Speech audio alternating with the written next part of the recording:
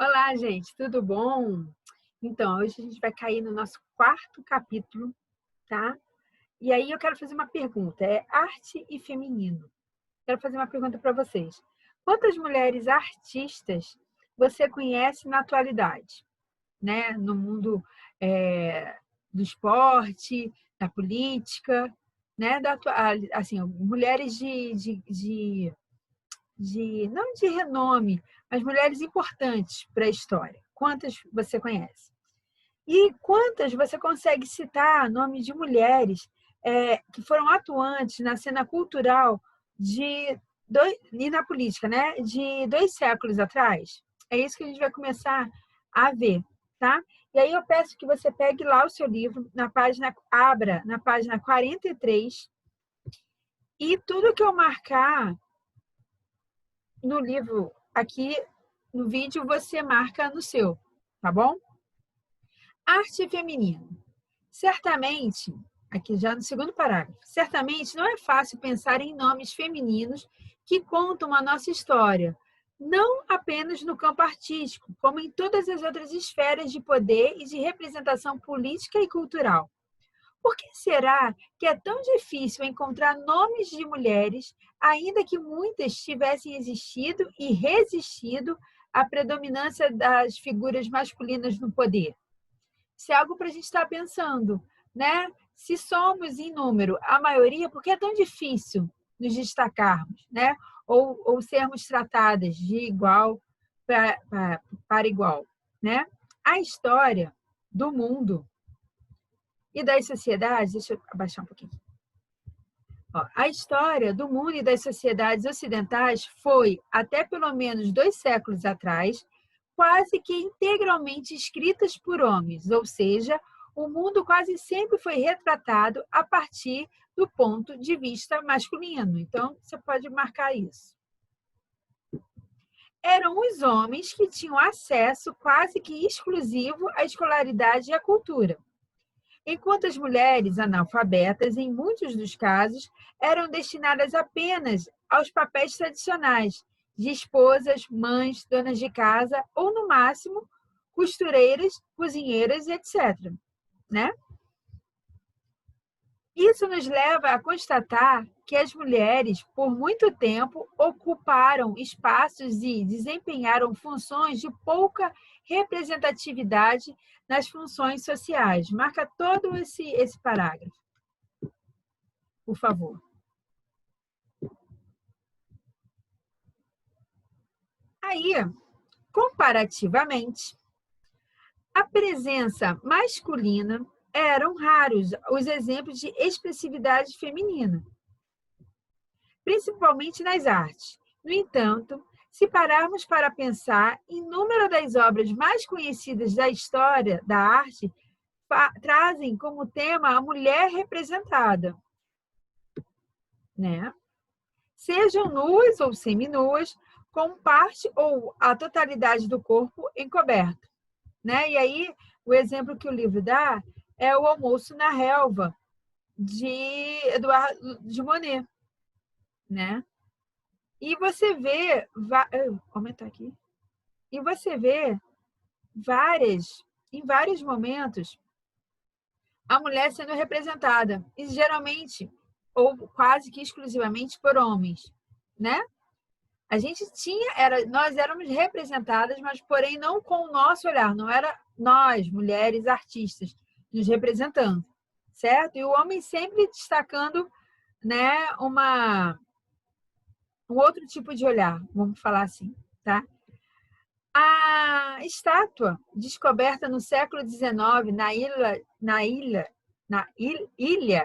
de Nilo, na Grécia, representava Vênus, a deusa da beleza e do amor na mitologia grega. Assim como na maioria das sociedades antigas, as mulheres ocupavam um lugar de submissão. Então, já não vem de hoje essa coisa, né, de estarmos, de nos colocar atrás de alguém, né? Ainda que fosse comum a escultura de homens nus ou seminus na arte grega, Acredita-se que as primeiras esculturas femininas apareceram a partir do século IV ou V, não sendo bem recebidas publicamente. As Senhoritas de Avignon, de 1907, é uma obra do período cubista do artista espanhol Pablo Picasso, que é essa representação aqui, esse quadro aqui, tá? Na qual 5 figuras femininas nuas retratadas de forma rudimentar, né? Geometrizada, como era a técnica do cubismo, certo? Se pararmos para pensar, a história da arte universal é bastante unilateral, pois fortaleceu e difundiu por muito tempo apenas o olhar masculino sobre o feminino, né? Isso aqui você, oh, meu Deus. Isso aqui você pode marcar também. Ai, não consigo marcar só isso. Ó, difundiu por muito tempo apenas o olhar masculino sobre o feminino, como se essa fosse a única forma possível de o feminino ser retratado na arte. Em todos os exemplos anteriores citados, né, Monet, o Picasso, né, as estátuas gregas, todos eles, né? As mulheres são representadas de forma submissa, sem qualquer tipo de atuação, sendo como modelo para os artistas. Você deve estar perguntando, mas quando as mulheres começaram a desempenhar papéis mais expressivos e conquistar outros espaços dentro do universo das artes? E é o que a gente vai tentar ver nesse capítulo, tá? E aí, como proposta de trabalho, eu coloquei lá no plano de estudos essas 10 mulheres aqui, tá? Você vai pesquisar, vai escolher uma delas, uma só, e vai pesquisar sobre ela. Quem foi, qual a sua importância para a história, tá? E se teve alguma obra, né? Se era uma pintora, se era uma cantora, se era uma escultora, beleza? Tem essas opções aí. Se você quiser falar de alguém da atualidade, uma mulher da atualidade, você pode também falar, só falar para mim, tá? Lá na plataforma, dizer, professora, eu vou pesquisar sobre fulana de tal, que foi isso e foi isso. Não está nessa listagem, não, mas é uma mulher importante para o nosso século, ou para a nossa história. Você pode, tá? Aí é apenas uma opção. Tem 10 nomes aí para você pesquisar. Se você souber ou quiser pesquisar o nome de uma outra mulher importante, né, em qualquer esfera, política, cultural, social, econômica, enfim, qualquer área, você pode pesquisar, tá? É só falar para mim, professora, estou pesquisando fulana de tal. E aí tá fechado, tá? Só para eu saber de quem você vai falar, beleza? Vamos continuar? Continua aí na mesma página, na página 45, tá? Já está sabendo do trabalho. As artistas do século XX. Durante o século XIX, Paris ainda era conhecida como a Cidade-Luz, epicentro cultural e artístico da sociedade ocidental, e que atraiu os maiores nomes da arte, como seus ateliês e academias de arte. No entanto, como podemos supor, como apresentado até o momento, tais ambientes não eram abertos à frequência feminina. Poucas escolas aceitavam mulheres, que tinham como alternativa fazer aulas particulares, né? E uma dessas grandes artistas foi Camille Claudel. Tem um filme dela, muito legal, é preto e branco, assim, é um filme antigaço, mas vale muito a pena você procurar, saber quem foi Camille Claudel, tá? Talvez seja uma, né, dos primeiros nomes a despontar como artista mulher. Foi pioneira por conceber nus femininos, sendo ela mesma modelo de suas esculturas. Como era de se esperar, sua obra não foi compreendida pela sociedade patriarcal da época e, após muitos sofrimentos pessoais, a artista acabou sendo internada em uma clínica psiquiátrica, passando os últimos 30 anos de sua vida sem realizar nenhuma escultura, né? O que acontece? Ela era aluna do Rodin, aquele do pensador, né? E Rodin já era um nome conhecido e respeitado, tá? Ela aprendeu muita coisa com ele, mas também desenvolveu uma técnica muito bacana, né? As esculturas dela são belíssimas. Quando era uma obra associada a Rodin, né? Quando Rodin levava o nome, mesmo que ela tenha sido feita, todo mundo aplaudia. Quando se sabia que era uma mulher, e aí não importava se era um nome, a galera desprezava. Tá? Então, é assim, não era pela obra, era pela pessoa que estava fazendo. Ok? Aqui. De qualquer forma, após Claudel, mulheres passaram a ser aceitas nas escolas de belas artes de Paris, podendo receber formação em artes, assim como os homens. No cenário artístico brasileiro, uma das primeiras mulheres a se destacar mas ainda assim, pouco citada nos registros, foi a Julieta França. Julieta de França. A gente quase nunca ouviu falar da Julieta, né? Foi a primeira mulher a ganhar o prêmio Viagem ao Exterior, concedido pelo Salão Nacional de Belas Artes em 1900. É a partir da Semana de Arte Moderna, de 1922, com Tarsila do Amaral, que não apresentou nenhuma obra, mas que participou de toda a concepção do evento ativamente, e Anita Malfatti, contudo, que a presença feminina nas artes plásticas brasileiras passou a ganhar maior destaque, beleza?